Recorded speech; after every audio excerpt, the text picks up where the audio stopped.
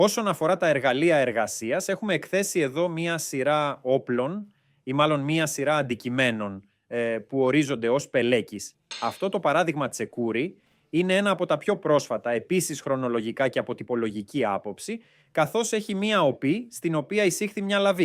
Και αυτό είναι το παράδειγμα που γνωρίζουμε και με σύγχρονους όρους, ίσως από ατσάλι. Αυτό είναι ένα χάλκινο παράδειγμα και είναι γνωστό, όπως και από ορισμένες αναφορές και μέσω ενός μόνο μενταγιών που έχει αυτό το σχήμα. Και είναι το λεγόμενο τσεκούρι των ματιών. Όσο για άλλα δείγματα, αυτό είναι ένα από τα λεγόμενα μαλεπέτζιο, δηλαδή εξοπλισμένο με κάθετη κοπτική άκρη, σχεδόν σαν να ήταν τσεκούρι, και από πίσω ακριβώς για αυτόν τον λόγο ο όρος μαλεπέτζιο, φτιαγμένος ανταυτού σαν να ήταν σχεδόν ένα μέρος μιας σκαπάνης ή μιας αξίνας. Αυτό πιθανότατα χρησίμευε για την κατασκευή κατασκευών ή σε κάθε περίπτωση για την επεξεργασία του ξύλου. Σύμφωνα με ορισμένους, θα είχε χρήση ακόμη και στην ναυτική ξυλουργική.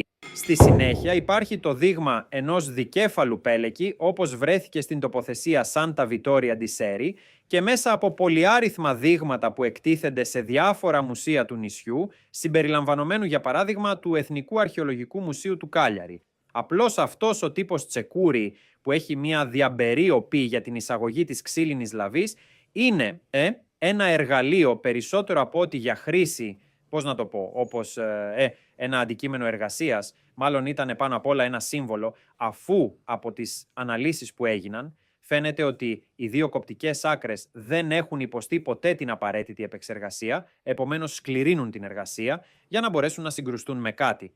Εδώ, στο πλάι ωστόσο, υπάρχει μια ακολουθία αξώνων που κυμαίνονται από το απλούστερο μοντέλο έως το πιο περίπλοκο μοντέλο. Κυμαίνονται από απλούστερα μοντέλα με μία όψη έως δείγματα με δύο όψεις, επομένως κατασκευασμένα με δίθυρη μήτρα, ως αντικείμενα διπλής όψης, έως αντικείμενα διπλής όψης που έχουν πλευρικές νευρώσεις, και για το λόγο αυτό ονομάζονται άξονες με υπερυψωμένα άκρα.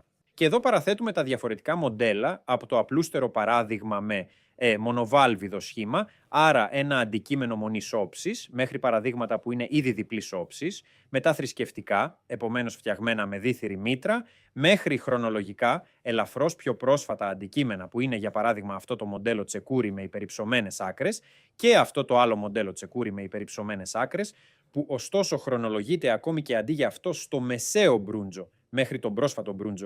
Αυτά τα μοντέλα στη συνέχεια τοποθετήθηκαν με μανίκια μέσω μιας ξύλινης λαβής που εισήχθη με αυτόν τον τρόπο στο τσεκούρι.